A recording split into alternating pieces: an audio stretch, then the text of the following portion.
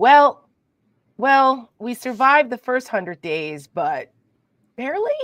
The stake starts now.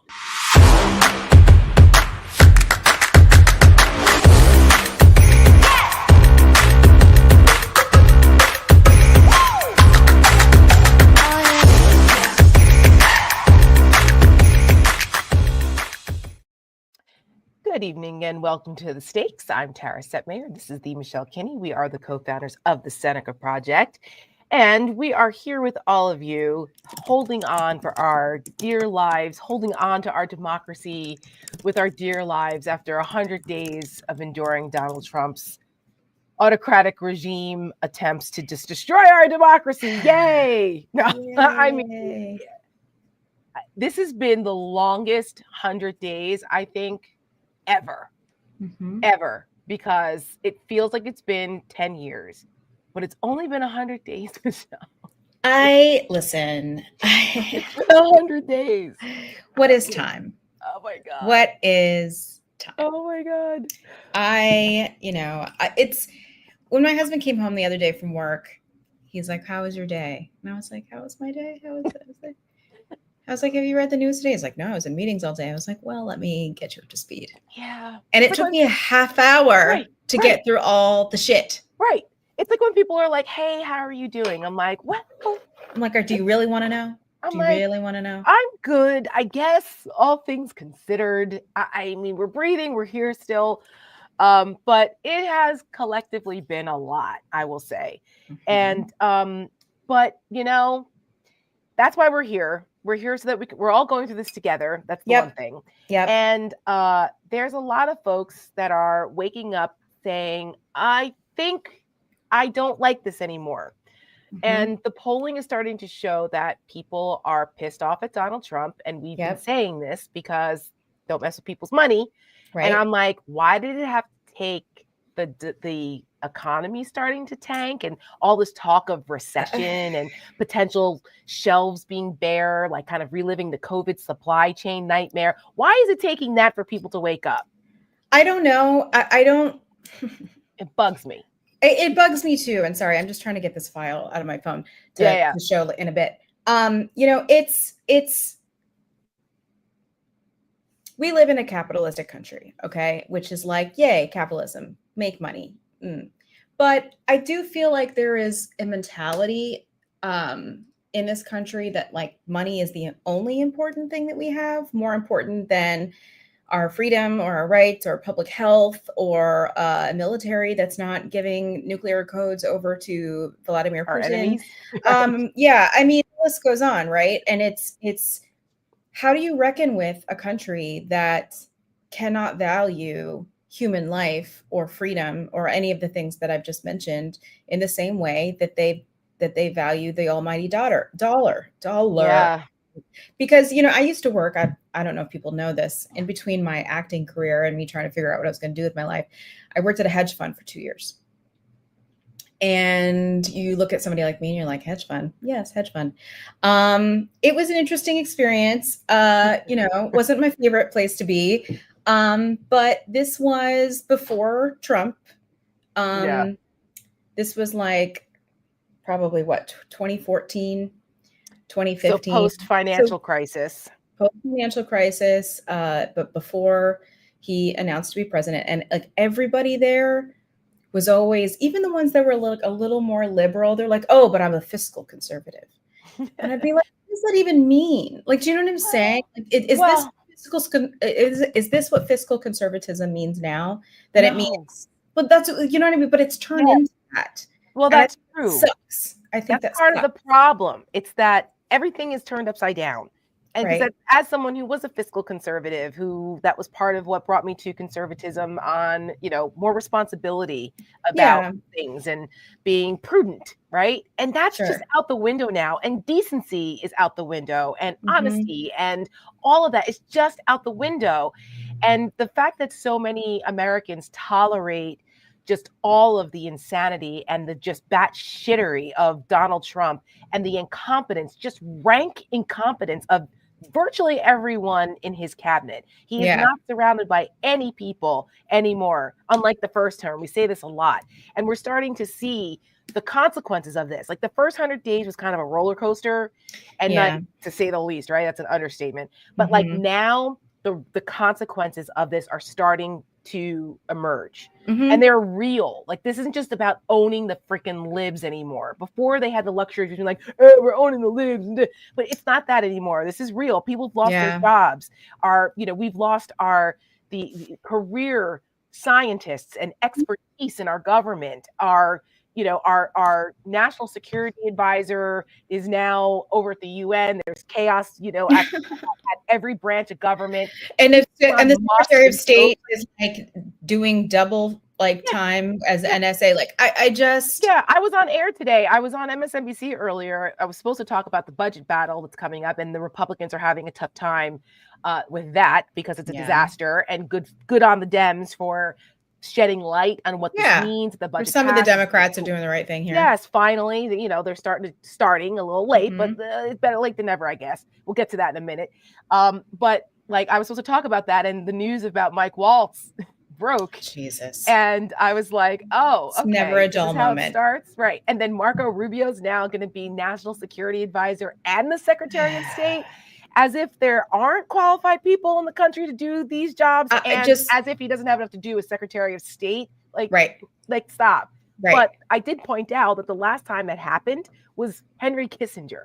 Okay, Marco Rubio, you're no Henry Kissinger. And I saw somebody come into the comments of one of our videos within 10 minutes of you getting off air saying, Marco Rubio's no Henry Kissinger, I'll tell you that. LOL. Yeah. It's pretty funny. Anytime I get to say that someone was neutered on air is also a good day too, which I said about Marco Rubio. Well, but do you remember during the first administration when Jared Kushner was like the head of COVID supply chain, and then he was the head of Middle East relations, and then he was the head of, and I was like, we're just going to do all the things. And apparently this is just how we, hey, can you pick up a pen and pencil and a hammer? Like, let's go. And that's just how we govern now, apparently. It was a kakistocracy. That's what we're living in. It is a real word, a new word that I learned. Yeah. Because of this. A new word I'm learning how to say. I know. I bumbled it so badly on air the first time I said it. It was almost embarrassing. I was embarrassed for myself. I was like, ugh. But after that happened, never again. Because that was it. I was like, I will never. You're like, I learned. Yeah, I learned. Never make that mistake again. But Frank Figliuzzi was on, and he's a former FBI guy. And for those who watch MSNBC regularly, know Frank Figliuzzi, and he's super smart. And he made the point, which he's right about, that authoritarians like to consolidate power. Yeah. So it shows that Donald Trump has a smaller and smaller circle of people he can trust. So he wants to keep that circle even smaller, which is why he had Jared Kushner and Ivanka and all his little minions there in his inner circle, because he couldn't trust everybody else. Well, sure, because most of those other people would see that he's a moron and that he doesn't know what he's doing and that he's dangerous. So they would do things to undermine him. Thank God. This time around, there really aren't many of those people. But I made the point that A, consolidation doesn't mean competence. Right. And B, someone like, when you talk about loyalty and power and trust, I was like, well, I can tell you there's someone who's not very happy about this announcement of Mike Waltz failing up, and that's Gretchen. Gretchen Wieners. Yeah, Gretchen Wieners. I wasn't even going to call her real name. Gretchen Wieners. I almost called Elise Stefanik Gretchen Wieners. I wish you had. Today. That would have been amazing. If it had been a different show. It's, the Jansen Report show is a little more straight news. So I can't if you were with Michael Steele, you could have said it. Oh, 100%. You would have been like, who? Yeah, I would have been like, and no, he might have gotten it. Simone definitely would have gotten it. Oh, yeah. Listen, her father invented the toaster strudel, and he won't be very happy about this. He's not going to be very happy about Mike Waltz getting. No, he's not going to be very happy at all. And so the reason why I brought that up is because Chris Jansen was like, well, that, how does that impact? Is that just kind of like Capitol Hill gossip, or does that have a real impact? Yeah. And I said, well, it does, in that if you want loyalty, you can't screw over the people. I said it more eloquently but I was like, basically, you can't screw over the people who are loyal to you. So there'll be more, when people are unhappy, there'll be more leaks There'll be more, airing of dirty laundry about what's really going on from the people who've been wronged. So I mean, look what's happening to Pete Hegseth. Yes. And those were his guys. Like those were his people. Those were like his guys. His people. So and then there's always the thing about, we're going to give lie detector tests to people who worked in federal government or who are working in federal government to prove if they're leaking or not. I mean, it's like that's something a great use of time for the Secretary of Defense. And great taxpayer money. Great way to use taxpayer money. Yeah, that's real efficient. We're gonna love it. Yeah, it's nuts. But that's the chaos. I mean, it's been 100 days of absolute chaos. I called it the constant chaos circle because that's what it is every day. And I said, this is the consequence of running the government like you're producing a reality show. And every day. Or if you are running it like a televangelist on a Sunday morning asking for, did you see this? Can I just show the red this to hats? people? No, not even that. Oh God. I think this was this morning. Mallory sent it to us in the chat. And I was like, I'm sorry. Let's watch this. Oh, hell.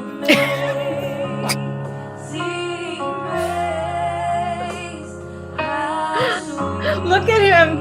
Look at him, Tara. He's like,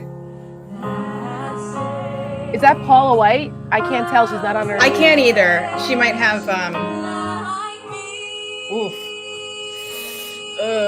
so I'm just gonna fast forward here. This is just basically, it goes on for over a minute. Like a minute of that chump sitting there listening to this. He's like, is this from Phantom? Les Mis. Is this from Les Miserables? Oh my God. Which Well, he's going back to the Kennedy Center for the opening. I know. I know things about that I'm not going to talk about, but I'm just going to say that, there's an entire company of artists and actors who are they thinking about? Well, they may or may not be very pleased. I could imagine. About the situation. So I would imagine. Yeah. I mean, wouldn't that be something if there was a protest? Well, I don't know. I'm not even implying that that's a thing, but I'm just saying I've caught wind. Yeah. I mean, I'm literally saying just right now, it's the first I've heard this, and I'm literally saying like that would be something. From what I know, they've bought a ton of tickets. They blocked out a ton of tickets for Republican members of Congress and stuff. So like they've papered the whole theater. Yeah, of course. Well, that's what you do when, dear leader decides to go to the theater. Speaking of the theater, last Saturday, I was at the Substack party for the White House Correspondents' Dinner weekend stuff. And it was great because I got to hang out with JoJo. JoJo from Journal's our girl. And a bunch of folks were there. A lot of my friends were there. Maria Cardona, who's on our advisory board here at Seneca. She was there. Rena Shah was there. Lots of people were there. And because it was the alternate really to the dinner, which was just a snooze. And which was like a funeral at this point. It was awful. And my poor dear friend, Eugene Daniels, who was the president of the White House Correspondents Association this year, had to put up with that. I know. What a shitty time, because it would have been fabulous under Eugene. Oh my gosh. Can you imagine? If he had full reign and we weren't like, Eugene and Kamala, wouldn't that be great? It would have been amazing. And which is what they probably thought was going to happen. And well, it didn't. Anyway, on my way into DC, I have to pass by the Kennedy Center. And those who are loyal watchers and followers of us know that the Kennedy Center is a happy place for me and my husband, and we love the arts, and that's where we go. It's the Lincoln Center of DC. And I am so saddened by what Donald Trump has done. And I have not been to the Kennedy Center since. And I've not renewed my membership there, and I won't. And they now have red, white, and blue lights on. The Kennedy Center is usually illuminated in these like beautiful soft lights. Yeah, it's beautiful, and it reflects off the water. Yeah, it's beautiful. Yeah. And they do the red, white, and blue lights for like 4th of July, or at appropriate times, Day, right? Not all the time. Trump ordered that the red, white, and blue lights are on the building all the time, like some kind of propaganda, patriotic bullshit. And he'd rather have it looking like a Kmart, parking lot or something. Exactly. It's just, I know, and just tacky and just, but it hurt my heart. Like I literally got like a pit in my stomach passing by, just angry. I'm just angry because I'm like, damn you, everything. You have to ruin everything.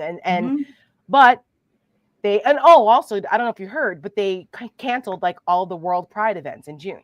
I did see that. Were scheduled for. They're having like a hetero thing. Did you see this in Idaho?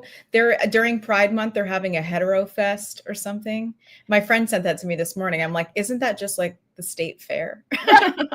Right. Yeah, it's called like, the state fair. Isn't that the Idaho State Fair? I don't know. I don't know. And listen, I love a good state fair. The Iowa State Fair is awesome. I used to go to the New York State about, right? State fair, it's Iowa. I've been. It's amazing with the butter cow and the stuff on a stick or whatever. It's great. I've been to the Minnesota State Fair. Amazing. They're so much fun. I've been to the New York State Fair many times. I used to perform there, and it's just Yes, but like I don't want the Kennedy Center to be that. That's not what it's for. There's a time and a place for a state fair, and that place is at a fairgrounds, and that time is in the summer. Yeah, not the Kennedy Center, which is supposed to be a living memorial to John F. Kennedy's memory and goodness and the arts and celebrating that. But as Michelle has eloquently said in past episodes, that how the arts are targeted by regimes because they are political statements and they are expressions of freedom and of the culture, and to squash that is something that authoritarians want to do because they don't want people to have that freedom of expression and to be able to say what they'd like through art. So I am we still have to keep an eye on that because of course the artists will never be quiet. We'll find other ways. Nor should they. That's right. No, that's right. Be louder and prouder, and it's just a building for now. So it's true. It's true. Sorry, go ahead. No, I was gonna say, speaking of that, just the building. Did you see the cabinet meeting with Trump? Oh my God. All the red hats? That's what I thought you were going to talk about. Well, no, I saw the clip of Elon Musk. Did you see that? I got this. I'm gonna just play this. I love the double head, but well, Mr. President, they say I wear a lot of hats, and as you can see, it's true. Even my hat has a hat.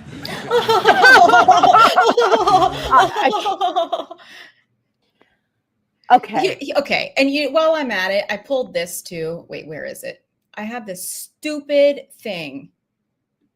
Look at this. Oh, not that. Oh my God. He tweeted this. He bought himself a badge that says the Doge Father on it. It's giving Herschel Walker, first of all. It's giving, and then he posted Junior G-Man badge, which is what I said on Twitter. Right, I was like, this must really slap if you're like 11. You know what I mean? And it's Did you see the badge number? 69420. What does that mean? 69420. Oh my God. I know. I didn't get it at first either. Someone else on the interwebs pointed it out. I kind of saw it at first. I'm like, no way. That's too on the nose. No, it's yes. Oh so as if all the other parts of it weren't ridiculous and juvenile enough. 69420. Yeah. I can't. He posted another photo of himself like holding it, and he's like, and such a man-child. There's no amount of money that will ever make this man not a loser. You could be the richest man in the world. You are a loser. Clearly. Loser. Yeah. And I don't want to hear anybody else ever say or question the attire of anyone in an official meeting with Donald Trump. Okay. Oh, hell no. This guy is dressing like a fucking 6-year-old and making jokes while people are suffering, and while his Doge techno clowns are out here ravaging our private data and destroying our government and willy-nilly firing people. This joker is walking around with 2 hats on, cracking jokes. Like, get the fuck out of here. I cannot. Was this the same meeting that they talked about the dolls? Yes. All right. Here's this. I think so, too. but we should show it. Yeah. Speech to President Xi of China. That'll happen. I mean, look, right now, and I told you before, they're having tremendous difficulty because their factories are not doing business. They made $1 trillion with Biden, $1 trillion, even $1.1 trillion with Biden selling us stuff. Much of it we don't need. Somebody said, the shelves are going to be open. Well, maybe the children will have 2 dolls instead of 30 dolls, and maybe the $2 will cost a couple of bucks more than they would normally. But we're not talking about something that we have to go out of our way. They have ships that are loaded up with stuff, much of which, not all of it, but much of which we don't need. Okay, you're muted. I'm unmuted. Sorry, There you the, go. That's the okay. sirens. The sirens were ablazing. First of all, I don't know any children that had $30 for Christmas, but that's just me. And if they are more expensive for parents this year, that sucks. That's terrible. That's going to put a hardship on a lot of people who want to buy their child a doll or something of the like. And all that comes to mind is that portrait of Donald Trump in his like golden apartment with Melania posing and like little Baron on his cheetah horsey thing or whatever. And I mean, this is a man who, again, with the groceries, with this, he has no idea. He doesn't care. I think he just regurgitates whatever it is he sees on TV or what his staffers tell him or whatever. It's like, no, but this is how real people talk, or this is what real people do. And it's like dolls. Like, first of all, this is 2025. Kids don't have dolls anymore. They play freaking video games all day. I know. Or like American Girl dolls. Yeah, like American Girl dolls. I wish they had dolls again to be more creative and like interact, for God's sakes. But like, it's so antiquated. I remember when George Bush caught shit because he didn't know how much a gallon of milk cost in 1991. You know what I mean? Like, you've got to be kidding me. This is the man of the people, this guy? Right. And it's He's perfectly one of us. okay? Could you imagine? I remember, this is an oldie. This is a deep cut. Do you remember when Michelle Obama caught shit for saying that, for talking about, like, it was like a $600 tax rebate or something? And she said you can go out and buy a pair of earrings or a pair of like sneakers or something, and she was wearing like some expensive sneakers or something, and they were all like, very cringe. Yeah, she's but it was still really compared to this situation compared to this. Instead of $30 for Christmas, they'll get 2.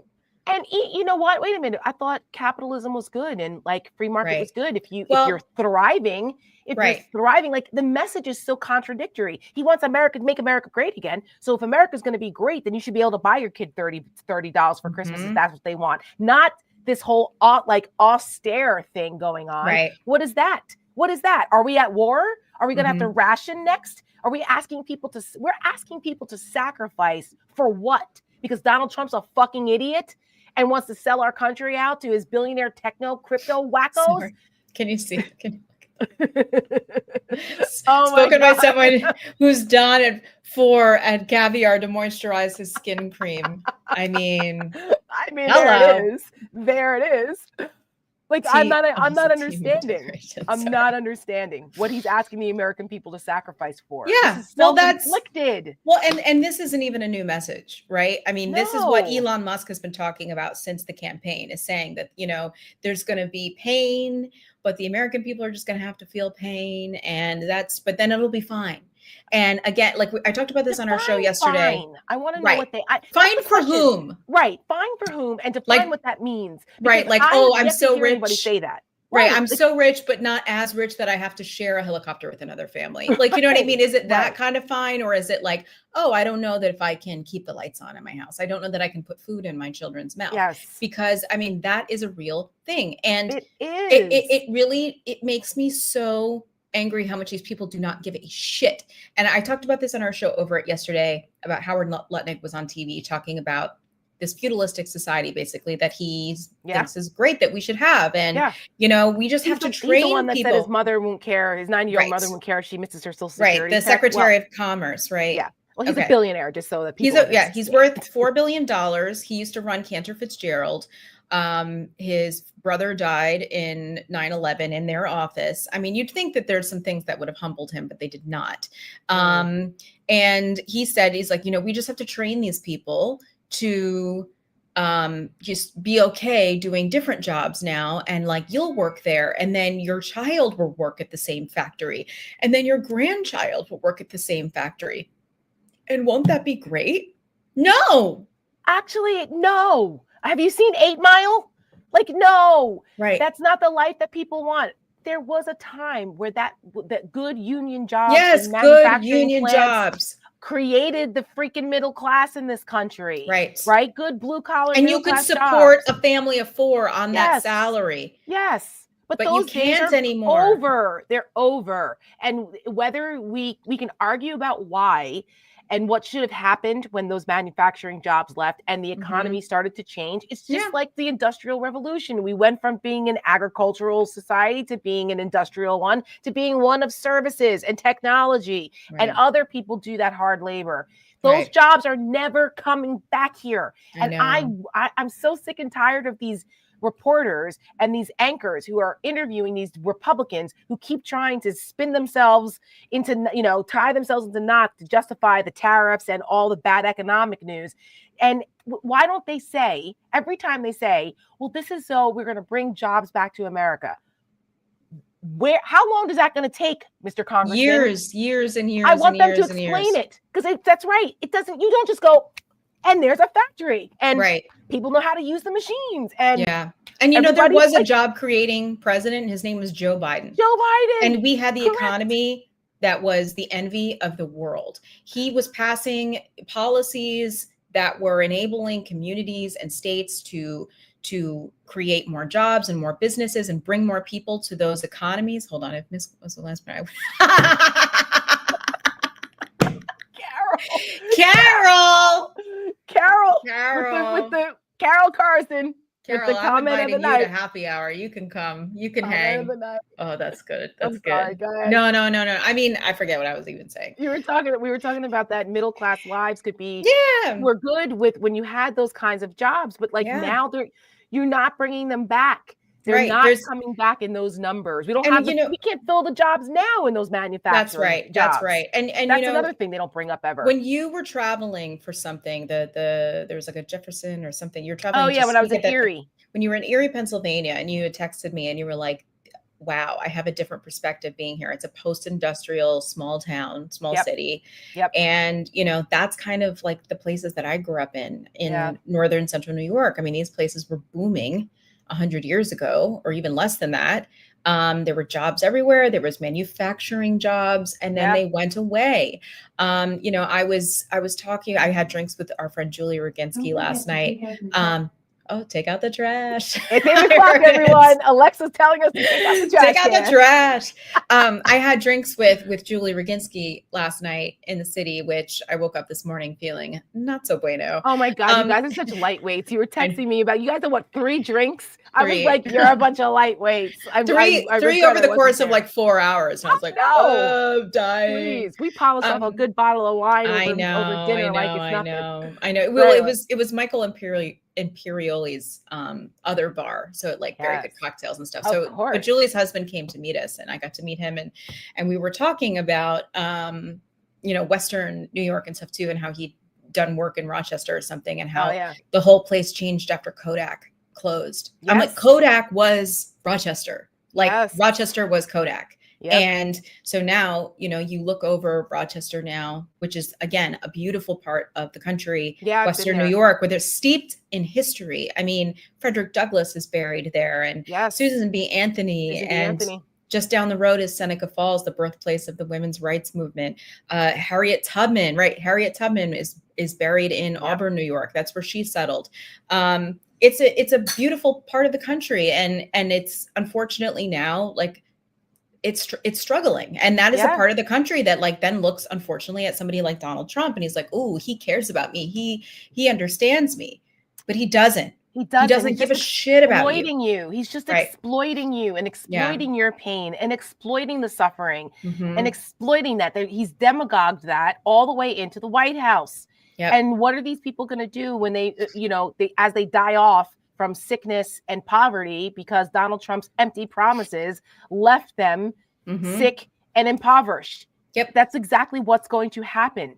And it's like, we're trying to tell you, don't let your grievances and your fear of the other force you to make decisions against your own interests. Right. Because that's what electing Donald Trump has done. Yeah. Against your own livelihood, against your against the fact that we could be losing our rights, and a democracy could be turning into an autocracy, which leads me to our leadership making decisions and choices based on what I don't really understand. But Governor Gretchen Whitmer of Michigan, Yeah, I had some things to say about this earlier today. We talked about it yesterday, and I love Big Gretch. Some of the lipsticks I wear are from the Lip Bar, right? I've said this. They're from the Lip Bar, which is a Black-owned cosmetic company that was really put on the map after they got rejected by Shark Tank. Yeah. And then they said, screw you, we're going to go out on our own. They got a Target contract, and they became a big success. And then Governor Whitmer started wearing their lipsticks because they're actually fabulous, and she really put it on the map for folks. That's how I she's found always out about wearing them. a bold something lip, fabulous because she's beautiful, right? She is stunning, and equally brilliant and very smart woman and beautiful porcelain skin. But anyway, so I love her, and she has done a kick-ass job as the governor of Michigan. Even survived attempted assassinations, plots on her. I mean, she's great until she did this bullshit. And I talked about this on the Setmayer sound off on my Don Lemon videos. You can go see it on YouTube. So if anybody doesn't know, so listen, when is this? A couple weeks ago. Yeah. Gretchen Whitmer was in the Oval Office. Now she was trying to get this thing done for this military base in Michigan. Yeah. And she's decides that she's going to go meet with the president and have a private meeting. And of course, because Donald Trump is Donald Trump, he's going to take advantage of this opportunity and pull Gretchen Whitmer into the Oval Office. Now, instead of walking away like a free person that she is, she stood in front of the Saddam banister and covered her face with a folder. This is a real picture, people. This is not Photoshop. She actually did this. She did this. And she's standing in the corner and you can see her kind of looking down. And again, walk out of the room. Yep. Walk out of the room. Yeah. Because it's just, to me, I don't understand. I don't understand. So a couple weeks later, Donald Trump for his 100 days decides he chooses Michigan to celebrate. And so, Gretchen Whitmer tries to distance herself from Trump. This was back in the Oval Office. And then she tweets out on the 29th, "I'll work with anyone who's serious about getting things done, but I'll never compromise on what I believe. In Michigan, we know how to get things done. And that means working together." Yeah. I mean, in pre-Donald Trump. And pre-Donald Trump. Yeah. So I just want to show, before I get to the rest of those slides, I'm going to show the video of Gretchen Whitmer greeting Donald Trump at the end of the plane stairs.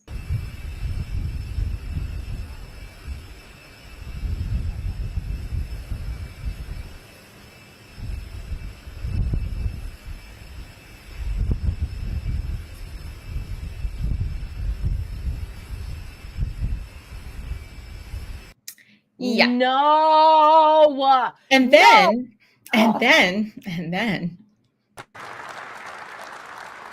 Well, I hadn't planned to speak, but I'm on behalf of all the military men and women who serve our country and serve so honorably on behalf of the state of Michigan. I am really damn happy we're here to celebrate this recapitalization at Selfridge. It's crucial for the Michigan economy. It's crucial for the men and women here, for our homeland security and our future. So thank you. I'm so grateful that this announcement is made today. Yeah. So she walks away, okay, which again, he could have called her on and she just could have walked over there and said, thanks, and then left. Or not gone at all. That, I mean, that's my thing. It's just not gone at all. That's exactly right. Again, people feel like they're doing something good. And I'm like, at what cost? Now, after this rally, he goes to another place in Michigan, same day, and has this rally. Now, I'm going to fast forward through a bunch of this, but just so people know what you're looking at. Donald Trump shows his crowd one of the propaganda video of them arresting the migrants and putting them on the plane and shackling them and shaving their heads, okay? Which we know now, a large majority of these people are not criminals, and none of them have been given due process. None of them have been given a day in court to prove otherwise. So I'm just going to show this, and you'll see I'm going to fast forward through it because it's long.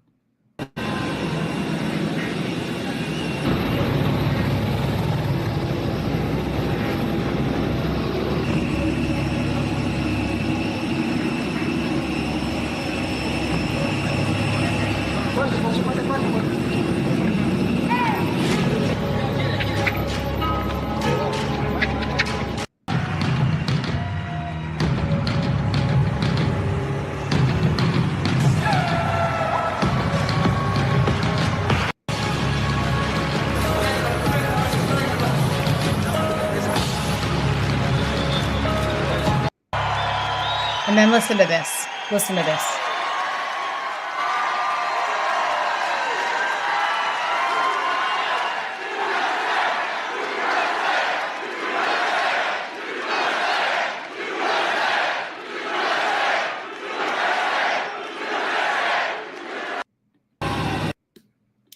So I commented on this when it first was posted on Tuesday, and I said Americans tolerate this at their own peril because it will be Americans next. I mean, it already is. I mean, he deported a small child, a U.S. citizen, deported this child who has stage 4 cancer. Right, because his parent, or was it a boy or girl? Do we know? I think it was a girl. I think it was a girl. Oh, it's because their parents, or one of them, their mothers, were illegal immigrants. Yeah. So the kids, if you have a kid here, the kid is an American citizen, even if you're illegal. And so what Tom Homan said he would do when he was asked about this was, well, no, they don't have to be separated. They can go with their parents. Yep. That's great. Okay. Are these the people that are really the problem? I mean, I have a thing about illegal immigration. I'm a pretty hardliner on this, on a lot of things, but I'm also not cruel. And I also know that is not where you start. These are not the people who are the problem. So they're doing this so that they can seed the ground to start going after Americans that they don't like. So that's why what Gretchen Whitmer did is so infuriating to us. Michelle and I have caught a lot of shit from people who are but the jobs and the jobs in Michigan and she's the jobs. I'm like, the jobs at what cost? Right. Your freedom? Because honestly. Yeah, it's true. I mean, listen, I understand that she needs to do what she needs to do for her constituents. Okay. I hear that. But these are not normal times. And you can't normalize what Donald Trump is doing. He chose Michigan, and that county, is it Macomb County? Macomb County? I'm not from Michigan. Yeah, I don't know. Don't yell at me. But that county, I know from studying the swing counties. That was one of the counties for us, for moderate women, that we were looking at. Those are those counties that are really important. And when it was close, not the last time. I mean, the last time was actually close, but the first time, even with Hillary Clinton, those are the counties where there's only a couple thousand votes that could go either way that make a difference with the whole state. Those are the places that the focus groups go to look at what moderates are thinking. They chose that place for a reason. He chose Michigan because it was such a close swing state, and because Gretchen Whitmer was a rising star in the Democratic Party and could have been a threat to Republicans in 2028, to knock her out by using her as she walked into the trap. And I just want to I want to address, like, there's people in the comments being like, don't you know our state needed this? Don't you know? Okay. Sarah Huckabee's state needed that. And she's been so far up his ass, she can see his intestines. And they said no to her. Yeah. North Carolina. I have a friend who lost her home in North Carolina. It still has the floods, nothing. She's living in an apartment with her husband and their dog and their cat, and she can't. I mean, this has been months and months and months. Yeah. Tom Tillis. I mean, all these people have bent the knee and done this little dog and pony show, and he screws all of them. Yes. And listen, this isn't, I don't know how much of a done deal this is until it happens. Right. Who's to say that he won't do it here too? Listen, and screw her and embarrass her. Exactly. He's done this before. Until those fighter jets are delivered and the check clears. That's right. This is still just a political stunt. That's right. And she did that. And you cannot negotiate with bad faith actors on the other side. Yeah. You cannot do this. You don't appease fascists. You fight them. Yes. And that is why we're so upset about this. I know in her heart, she thought she's doing what's best for Michigan, but all Trump is going to do, how much you want to make a bet that deal never happens? He doesn't give a fuck about the military. He only uses them as political props.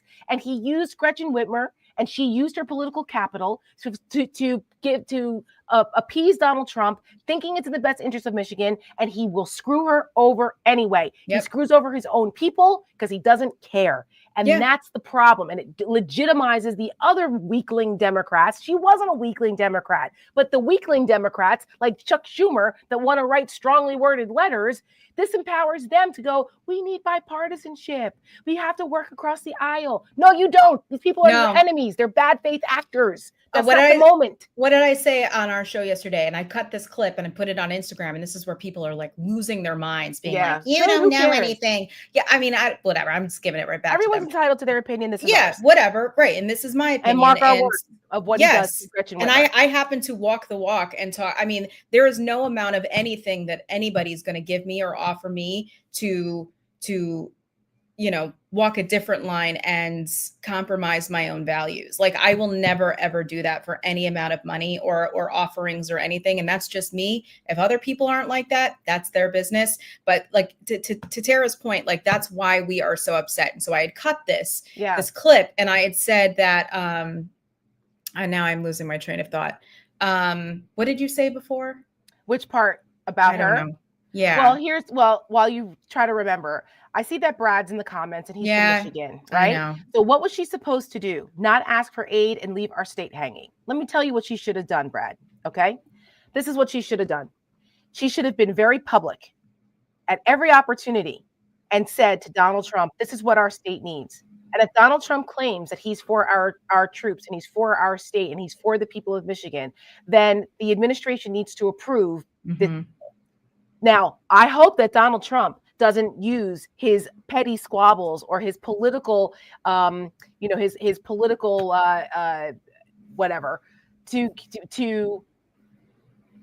use the people of Michigan as leverage for his own political retribution. Right. Instead, which is what he's going. Of course. So I'm asking on behalf of the people of Michigan, who I represent, for the president of the United States and this administration to do right by them and by the people he represents to approve this deal. That's what she should have done. You shame the shit out of him and make him go on defense to defend why he's not doing it. Right. People don't like that. That's what she should have done. Chris Christie asked Obama for help and never recovered. That is a completely different situation. Obama was not putting people in camps and sending that. I mean, it's apples and oranges. And that was what, 2012? It was a completely different environment. Yeah. This is 2 years after the birth of the Tea Party movement, when things in the Republican Party were taking a bullet train to the Badlands. Like that, it was bad, and then it got really, really bad. That's right. And what Chris Christie did was the right thing at the time when my home state of New Jersey was just ravaged by Hurricane Sandy. And he did the right thing because President Obama was going there to do the right thing to announce, hey, I'm bringing the aid here. We're going to hope that New Jersey and New York recover. That's what the president's supposed to do. The city of New York. I mean, I was here during Hurricane Sandy. I mean, I saw what was going around. It's just a completely different situation. But President Barack Obama could never get away with saying the things he says about people. Thanks, Heidi. And doing all of the things that hold the political retribution that Donald Trump is doing. Barack Obama could never do that. Are you kidding me? Never. So it's not the same thing. So that's what she should have done. There is a way for her to still represent the people of her state without negotiating with the fascists. And then I use the example of the Vichy government in France. I've used this many times as a reference in history to why you don't appease the Nazis. They did the same thing. Well, we'll get along. We'll do what they want. We'll collaborate with them for the good of our people. And what so that he won't do the worst thing. And it's always thinking that they're going to hold them off from doing the worst thing. While meanwhile, they start putting, Jews on trains and sending them off to extermination camps. Because here's the thing that I just don't think people are understanding. None of this is going to matter. Right. If we hand it all over to him and we go along with it and we blow smoke up his ass, like all the corporations like CBS and Paramount and all Columbia University, if we all continue to do this, he will be emboldened. He will get worse. He will keep moving the goalpost. And at the end of the day, it's going to be our rights and our freedom that suffers. It will be a national and federal abortion ban. It will be martial law. It will be the overturning of habeas corpus and a suspension of the Constitution. Do you want any of these things to happen to you and your family? Because I'm going to tell you right now, once they are gone, they are gone. That's right. You don't get them back. And there's going to need, Nope. there is going to be pain, and there is going to be an amount of time that we are going to have to be uncomfortable, and we're going to have to sacrifice. And those are the sacrifices that we're going to have to make, is put ourselves in very, very uncomfortable situations at the expense of ourselves, to keep a dictator and a tyrannical dictator at bay. At bay. Back. That's correct. That is 100% right. Do we have the clip of Pritzker? Yeah, we do. Yeah. We do. So here's the difference. Okay. Now I understand that Illinois is not in the same position that Donald Trump doesn't need Illinois. It's always going to go blue the way Michigan is a purple state. But, and I understand that Pritzker is a billionaire. However, his family is self-made. They were Ukrainian Jews that came here and made a life and do great things. And they invest in universities and law schools and research, medical research. They've done great things. And he's, serving his people in Illinois. And he is out here saying and doing exactly what every Democrat should be saying and doing. And this is the posture that we need. We need this right here. Let's show what we've got with Pritzker. Sorry, it just told me I can't hear. Hold on, I need to delete something before I can put it into, because StreamYard only allows you to upload so many videos at a time. Yeah, that's okay. I had to delete the praying and the singing in the rose garden, and we're going to add back in. We're going to add in this. Now this is a couple minutes long, but I'll flip through it so we don't have to sit there. But it's a 13-minute speech. I do encourage everybody to go take the time and listen to this, because the contrast between the two Midwestern governors could not be more stark. Yes. This is the fighter that the Democrats want. This is this is not just the fighter that we want. This is the one that we need. Yes. We need this. And I'm not saying JB Pritzker is going to be the the whatever, but you know what? I mean, he certainly did do this in New Hampshire for a reason, but whatever. I know. But if it was today, and I love Pete and everything, he'd be my guy today. Yeah. So let me just Thing that should, be easy to say. It's wrong to snatch a person off the street and ship them to a foreign gulag with no chance to defend themselves in a court of law. Standing for the idea that the government doesn't have the right to kidnap you without due process is arguably the most effective campaign slogan in history. It's the OG of political messaging. Today it's an immigrant with a tattoo. Tomorrow it's a citizen whose Facebook post annoys Donald Trump. There are plenty of people in this country who hold opinions that I find abhorrent, but my faith and our Constitution dictate that I fight for their freedoms as loudly as I defend my own. And as a Ukrainian-American Jew who built a Holocaust museum, whose family immigrated here as refugees from the Russian pogroms, let me say this to Donald Trump: stop tearing down the Constitution in the name of my ancestors. Our small businesses don't deserve to be bankrupted by unsustainable tariffs. Our retirees don't deserve to be left destitute by a Social Security Administration decimated by Elon Musk. Our citizens don't deserve to lose health care coverage because Republicans want to hand a tax cut to billionaires. Our federal workers don't deserve to have a 19-year-old Doge bro called Big Balls destroy their careers. Autistic kids and adults who are loving contributors to our society don't deserve to be stigmatized by a weird Nepo baby who once stashed a dead bear in the backseat of his car. Our military service members don't deserve to. And we must deliver on that agenda for working families and for the real people who truly make America great. Do we have the part where he says to go out and protest? It's coming. Yeah. Listen, I understand the tendency to give in to despair right now, but despair is an indulgence that we cannot afford in the times upon which history turns. Never before in my life have I called for mass protests, for mobilization, for disruption, but I am now. These Republicans cannot know a moment of peace. They have to understand that we will fight their cruelty with every megaphone and microphone that we have. We must castigate them on the soapbox and then punish them at the ballot box. Here.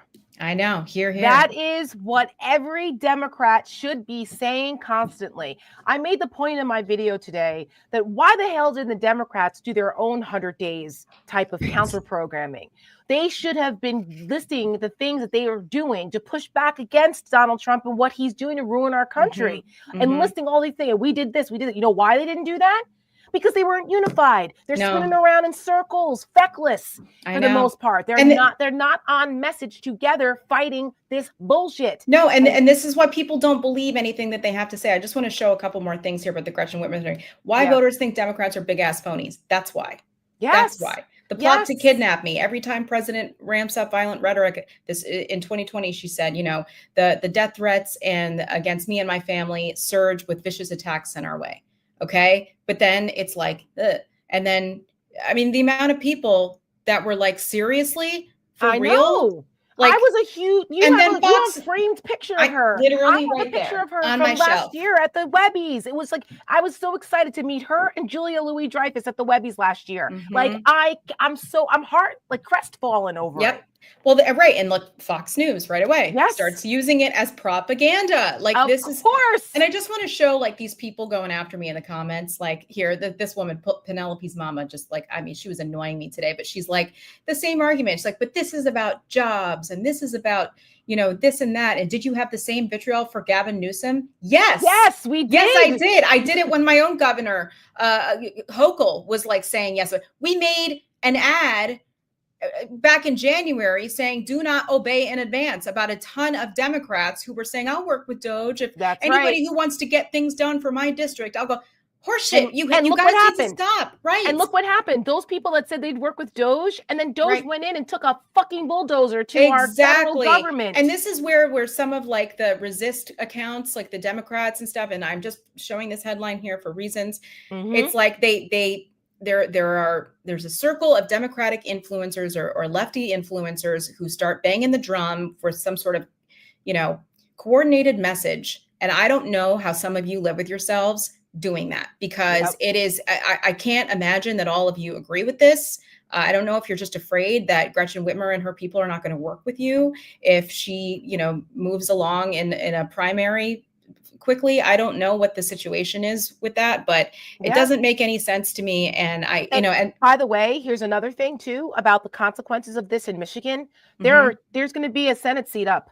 Okay. Gary Peters isn't running for re-election. So there's a Senate race. There's an open seat about to happen in Michigan. And you don't think that this is going to come back? Like, you know, so Gretchen Whitmer's going to go and campaign for whomever, let's say, and then they're going to be like, well, she's all right with Donald Trump and MAGA, like she'll do what she needs to do. Like the down ballot effect of this could be disastrous. And that's why they're going there. They're doing that to undermine her credibility. And she fell for it. I know. And we're not, there is no guarantee to all of those people who are saying, yeah, but she helped our state. You need to do what you need to do for our state. Right. Where do you draw the line? Or this isn't going to matter. This isn't going to matter. Like what happens when the private line? Right. Wait. Okay. How about the private prison industry is going to march into Michigan and start putting up prisons, and you're gonna get a bunch of contracts, and people are gonna have jobs to build these prisons, and then guess who's gonna go in these prisons? You are. Exactly. Your neighbors are. Or they're gonna start turning around, and if she doesn't give more and more and more and more, then she's gonna end up on the wall. That's right. That's what happens here.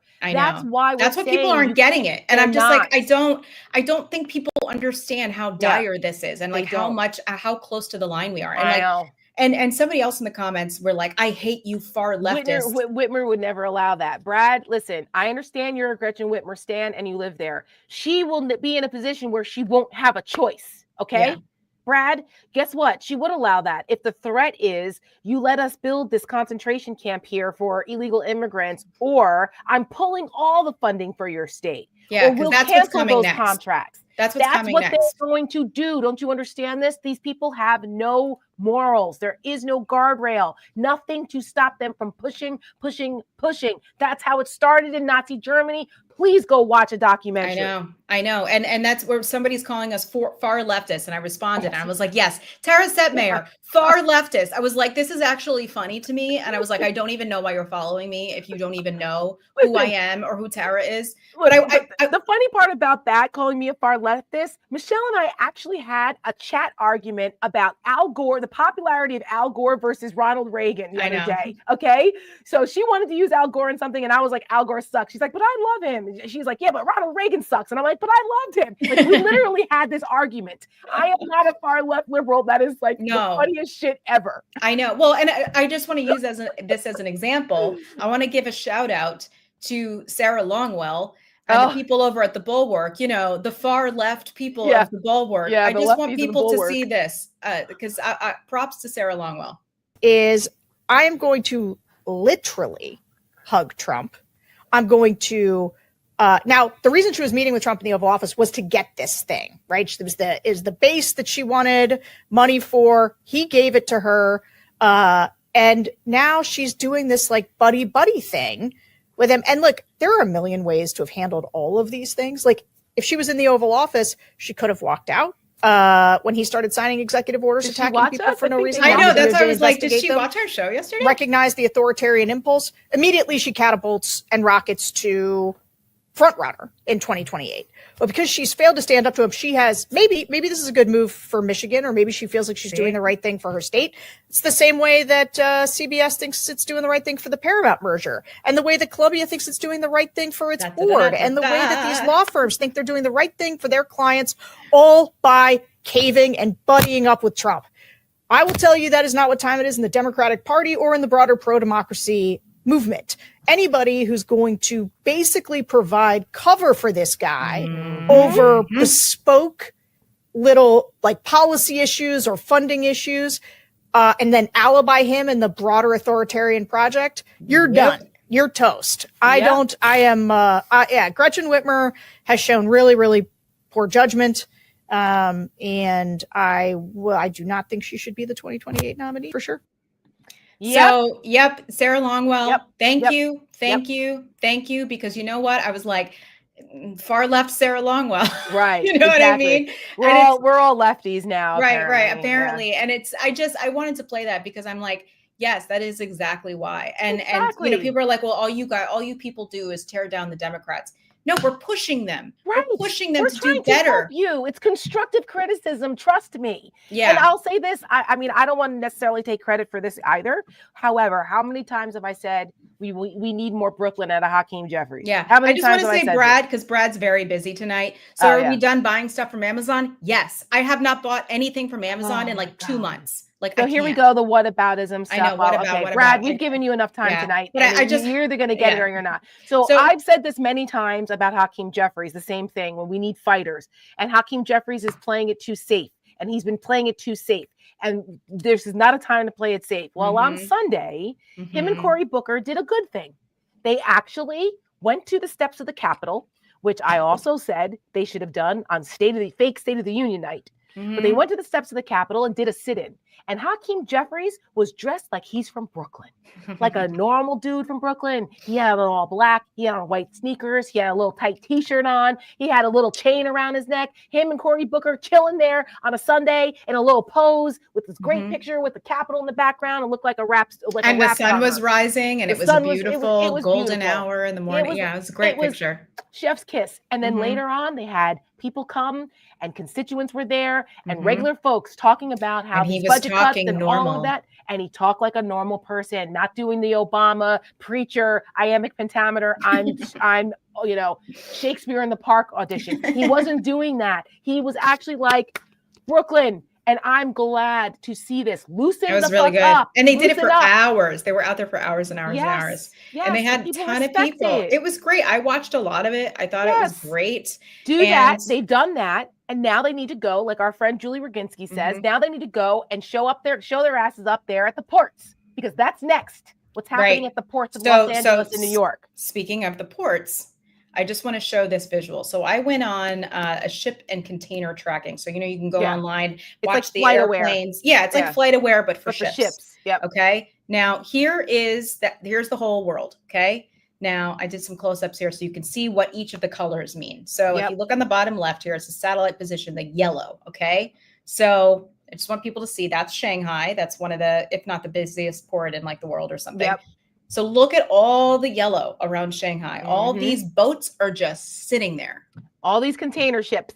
They're just sitting there with stuff on it. With stuff, our stuff on them. Our stuff, right? Yeah. And there's Los Angeles. So just so people understand, the congressman I worked for used to represent the port of LA and Long Beach, the ports. So I've had tours there. I've been on the boats around and seen the containers. I've seen the big 20 by 20 container things that everything is in, the tonnage that all that comes through. I mean, it is massive. It is the busiest port in our country. Something like 60% of our goods come through this port. Right. And it's like, this is where the truckers and the railways and the longshoremen and all these people, the jobs and the how much of the economy, how much of our national economy comes through this port is huge. That is the port traffic now, which is why the economist over from Apollo is telling us there's a 90% chance of a recession and that we're going to have bare shelves in a couple weeks because nothing's going to be coming in because this dumbass put 145% tariff, which means things that used to cost $100 are now going to cost 1.5 times more than that. Would be $245 for something that used to cost $100. That's crazy. And and who has to pay for that? The business that's bringing in the product has to pay for that in order for it to leave the ship. And then they pass it on to you as the consumer. That's how tariffs work. They're a toxic tax on the consumer. Yep. And which leads us here, this whole debacle back and forth with Donald Trump and Jeff Bezos and Amazon the other day. So a pissed Trump called Jeff Bezos after learning Amazon considered breaking out a tariff charge. So they were going to put like a surcharge for the tariffs on all the items on Amazon, which I think is actually, which honestly is like if I was a business and we're pissed off about this, which every business should, that's what I would do. I would put a Trump tariff thing right at the bottom and let everybody know where that surcharge is coming from. Let me tell you what, the Republicans would do this shit if it were the other way around. Oh yeah. It'd be like the Biden something or other. You know what I mean? Of course they would do this. And if they didn't put it on, well, they would get their businesses to put it on to do it, or they would be in front of every available microphone, no matter what the subject matter is, talking about the Biden tax on your stuff. Yeah. They would constantly do this. And all day, every day. All day, every day. So I'm saying, except this would be true. And what happened? Now, I didn't know that Amazon had this other website, like this thing called Haul. I didn't even know about this. Oh, I don't know about that. Yeah, so apparently they were going to put it on this. It's like their competitor website to Temu and Shein or whatever, those other ones. So it's where all the items are $20 and under. That's where they were going to put this tariff tax thing. Oh, I see. So they weren't going to put it on the main shopping place for Amazon. But even then, that's what I'm saying. It makes it even more ridiculous that Bezos, they turned it around and said, "Oh no, sorry, we're actually not." Right, and that's all in a day's work. All in a day's work because it started out the day was like, "Oh, Amazon's going to do this thing," and then the White House found out about it and says the White House took an aggressive aim at Amazon. Donald Trump called Jeff Bezos about the reports that Amazon was considering the surcharge. Trump said it was a good call. Jeff Bezos is very nice. He solved the problem quickly, blah, blah, blah.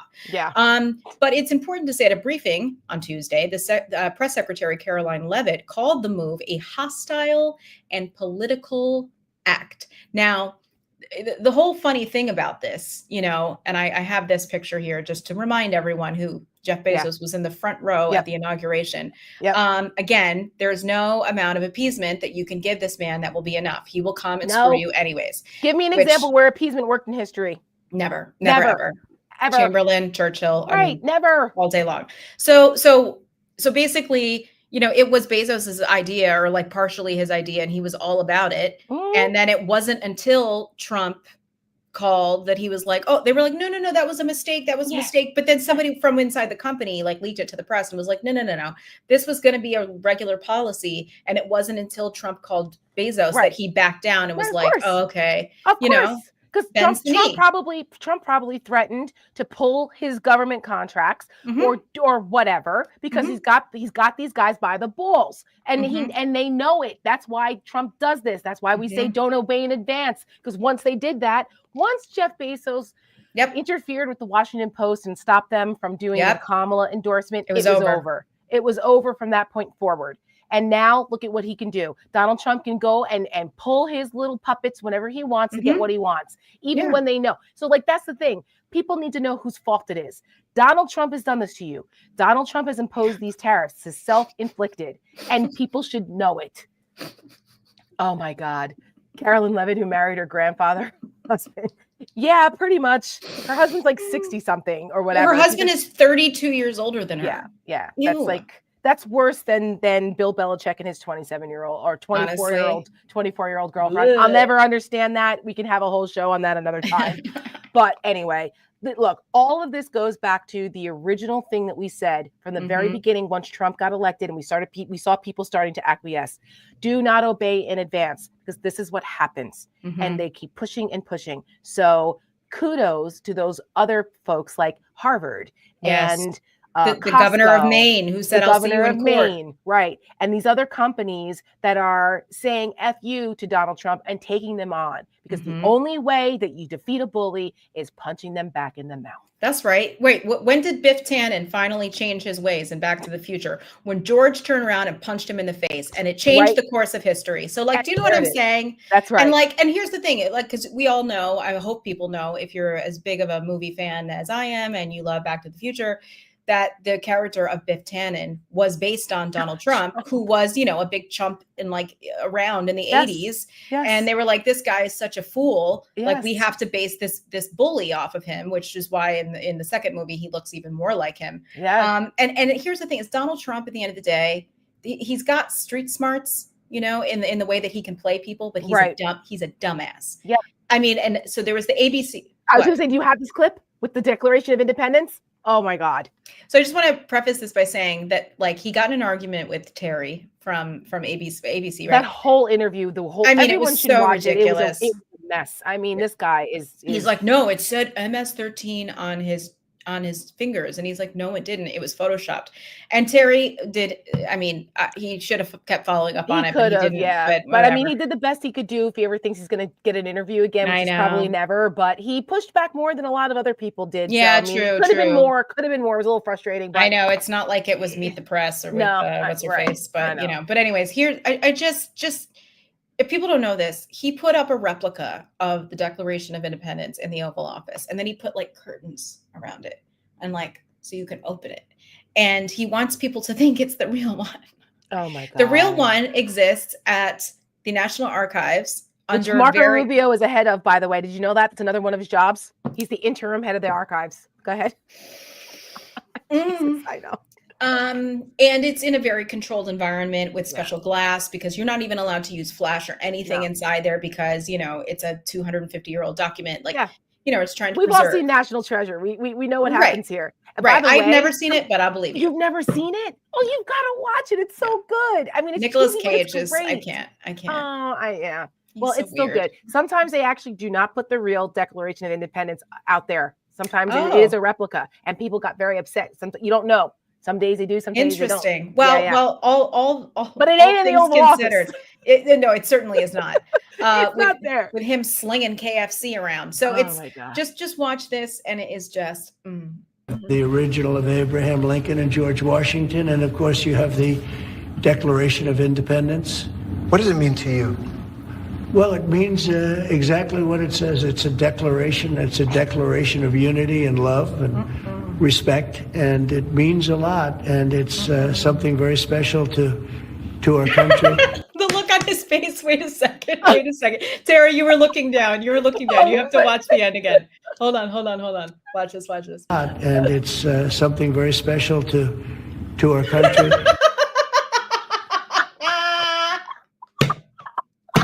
Oh, please let the interwebs make a meme of this. Please.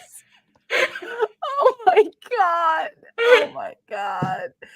Oh like, my huh? God. He's like, it I'm means serious. peace and love and unity. I'm like, oh, that mofo has never read it. He's never read it. He can't spell declaration. He's never read that. It's too many words. Are you kidding? Oh my God. Well, no wonder he doesn't have any idea what Oh, the God. founding document of our No, country he has says or no means clue. or why. He has no clue. Oh, I for the mean, love of God. Yeah. Well, that that about sums it up. That about sums it up. We're 100 days in, people. 102 days, 101. Yep. And we do want to say, just in conclusion here, Yeah. if you weren't with us last week or you don't join us on our other shows, we do want to thank everyone who supported us and voted for us for a People's Voice Award for the Webbies, yes. because we did, in fact, win with our ad, American Girl, and we are so proud and we are so grateful, and we hope that you do believe us when we say that this award belongs to all of you as much as it does to us. It really, Yes. really does, because we would not be here without the people who join us on these streams or share our content or engage, even if it's not nice. It's we really couldn't do it without all of you. And it's Absolutely. it's really just great. Yes. And we have to give a 5-word speech. Yes. Okay. Now, we have not been selected yet, if you know anyone at the Webbies. They only select a handful of people to go up on stage and give an acceptance speech. So we hope that we will. But otherwise, though, we do have to film one and send it in, and they play them throughout they play them throughout the ceremony. So we do have to we still get to give the 5-word speech. So, but it literally is 5 words. It's not 6. It's not 7. It's 5 words. Yeah, they will gong you out of there. Yeah, and it doesn't matter who you are. You could be the biggest celebrity, and it still doesn't matter. There are no exceptions. Prince won a Webby, and he said 5 words, and he got his ass off stage, and that's just how it was. That's correct. So we're asking for people to give suggestions of what you think our 5-word acceptance speech should be, and hashtag it. What's the hashtag that we Seneca said? speech. Seneca speech. Yeah, Seneca speech, so we can see it. You can put them in the comments now, because we do go back and read the comments, the ones that we missed. So you can put it in there. Maybe not the chat, because I don't see the chat after as much, but if in the actual comments. Comments. Yeah. Put it there, and we will see. We're still developing. We're workshopping. But I have 2 favorites so far. Do you? I have 2 favorites so far. Should I say them? Yeah, say them. Okay. The first one is, "This is for the haters." Oh my God, that's pretty good. Which is funny. That actually came from like my bestie Craig. Which I was like, you're such a bitch. Yeah, well, because there's a lot of layers to that. Folks. If you even knew. Trust us, if you knew the half. Go ahead. And the other one is, "We will not go back." We will not go back. Yeah, that's a good one. Pretty good. That's a good one. I was thinking, the first thing that came to my mind was never silence women's voices, motherfuckers. Oh, I like that too. Right after Julia Louis-Dreyfus. I know. Last year, Julia Louis-Dreyfus did, she has a podcast that she highlights older women and their stories. So her 5-word speech was, always listen to older women, motherfuckers. Yeah, that was it. Because we had a whole discussion at the table. We were like, now, is that 1 word or 2 words? Motherfuckers, like, one I word. guess it's 1. I guess it's 1 word. But yeah. That was fun. Never underestimate women's power, motherfuckers. Like, there's a few that I had at that thing, but we won't go back, right? Or will, because we can do a conjunction, right? Will never go back is, Yep. Megan Thee Stallion made one a couple years ago. She said, "Bands off our bodies." Yeah. Which was great. Yeah. So that's what we have to do. The Webbies are on May 12th. So we have a little time to come up with it, but please send in all your witty comments, because you guys are brilliant. We have a really smart audience. So you guys have great. Yeah. You're all very, very clever. So yes. Thank you for that. America is greater with women. Hell yeah. Hell yeah, Joe. That's a pretty good one. I like it. Yes. All right. Well, what else? What do you have going on, Tara? Anything you want to tell people about? Yeah, no, I mean, just go check out my Setmayer sound off if you want to hear more about Chuck Schumer and his strongly worded letters and my thoughts on the Gretchen Whitmer thing and the 100 days. It's over there. And it's also, if you're on my Substack, I posted it to Uncompromised, so you guys can check that out too. Our Canadian viewers here, I'm seeing a lot of you. And I just want shout to out say, to Canada. Congratulations, Canadians. We love you. And wow, like in 3 months, I cannot imagine. It's Donald Trump, not everything he touches dies. Yes. You know, and Canada rose up. Canada. That's No. right. What is it? Elbows up? Is that what they say? Elbows there in up, Canada? elbows up. And I will say, you know, I know that the election otherwise was close and there was a lot of momentum for the conservatives, which if you don't know, conservatives are blue there. So they have like the opposite colors as we do here. So if you see a map, that's what that means. So, you know, the MAGA, the worldwide MAGA problem is certainly not going away, but this is certainly a win for you guys. Very well deserved. And I could not be happier. And, you know, I just, as an American, we are ashamed. We are sorry. And we should have worn my Canada hat today. I know. Forgot all about it. We support you. We support you. I have a really cool Canada hat I got when I was at the Montreal Airport. Yes. I was like, I have to buy a Canada hat to show support. I know. I posted it on Twitter. Yes. So yeah, well done, Canadians. We need to take a page out of your book. Truly. And we have our show with the gals, Jojo from Jurors and our friend Julie Roginski on Saturday mornings at 10 o'clock Eastern. We stream live to Twitter and also to YouTube. Yep. So you can catch us there too. It's very relaxed. You can ask your questions. We read everything. It's very interactive. So, you know, come join us on Saturday. And if not, just, you know, watch us. We're on social, interact with us, you know, we're see y'all. And, you know, we've got things cooking. We've got things cooking. And so everyone who has supported us and who has donated to us, thank you. The more, you know, financing we have, the more we can do with content and placing it. We've got a big governor's race in Virginia and New Jersey and down ballot races that are going to get kicking into full gear come June after the primaries are over. So a lot of stuff in the works, So we'll play you out for us. Yes, we'll play you out with our latest video that we put out for 100 days. It's called America Last. So we'll play you out with that. And otherwise, we'll see you Saturday or next week. Peace out, everyone.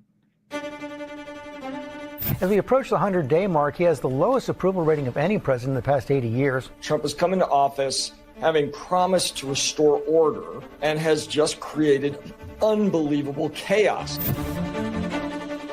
A lot of the economic pain that the country is experiencing has been self-inflicted.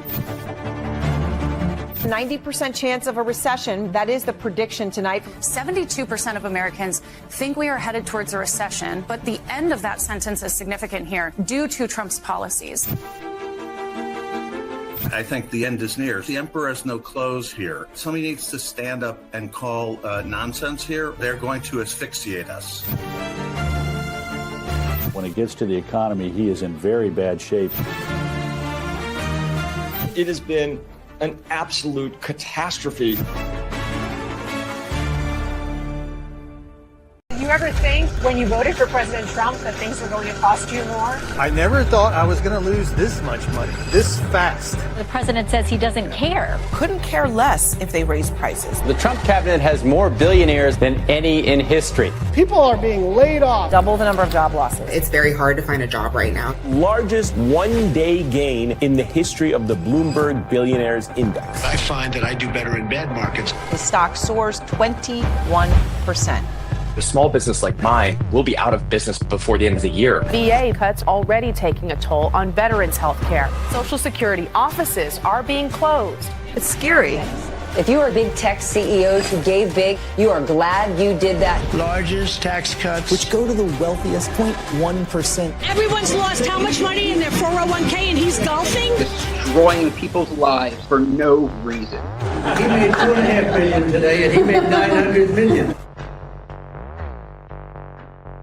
The golden age of America has only just begun. Veterans will suffer. It will be like nothing that has ever been seen before. Friday night Pentagon purge. President Trump has just fired the chairman of the Joint Chiefs of Staff. Truly unprecedented. And we take good care of our veterans. Veterans are being fired. We've been betrayed. Absolutely betrayed. A slap in the face. I feel let down. I feel like I'm not good enough. We love our veterans. The president referred to them as suckers and losers. We're not losers. We're not suckers. We care about veterans, but at the same time, we have a fiscal responsibility to use taxpayer dollars to pay people that actually work. We don't deserve to be treated like this. Perhaps they're not fit to have a job at this moment. These people are brave, patriotic Americans that go to work every single day. We have hundreds of thousands of federal workers who have not been showing up to work. I put myself in harm's way for the country. We put our whole entire life into public service, and all of a sudden, one man comes in and throws it all away. Elon Musk, who is in the gallery tonight. If Elon Musk does what he wants to do, between 200 to 300,000 veterans are fired this year. Any federal bureaucrat who resists this change will be removed from office immediately. Veterans make up 30% of the federal workforce. Combat veterans, it's your neighbors. We want to work hard. We want to help people. These warriors who shed their blood. The Department of Veterans Affairs dismissing more than 1,400 probationary workers. Can you guarantee that veterans' benefits and care will not be affected by these cuts? No, I can't guarantee anything. I just feel like I've just been swept up in a dustpan and thrown out. I voted for Trump. A lot of us didn't deserve this. There's a shadow president in Washington. Sitting behind the Resolute desk. We didn't elect this guy. He wants us to believe he's a self-made man, that he made his billions through hard work and his so-called genius. He didn't invent that. SpaceX explosion. But the truth is, he mooched off the American taxpayer. Pronounced subsidies. Our money. And he's too arrogant to admit the free ride that we have been giving him. Republicans used to attack folks living off government assistance, calling them welfare queens. But it was all a myth. The real welfare queen is Elon Musk. We gave him all his money. And he's coming for more. Our Social Security, Medicare, Medicaid, our jobs, our private information, our livelihoods, our safety. And Donald Trump is letting him. Is there anything you've told Elon Musk he cannot touch? Well, we haven't discussed that much. Don't be fooled. This isn't about making government work better for you. It's about making America work for him. Are we going to stand back and stand by and let this happen? Hey, Congress, we're talking to you too. You work for us. Do your job and stop this now.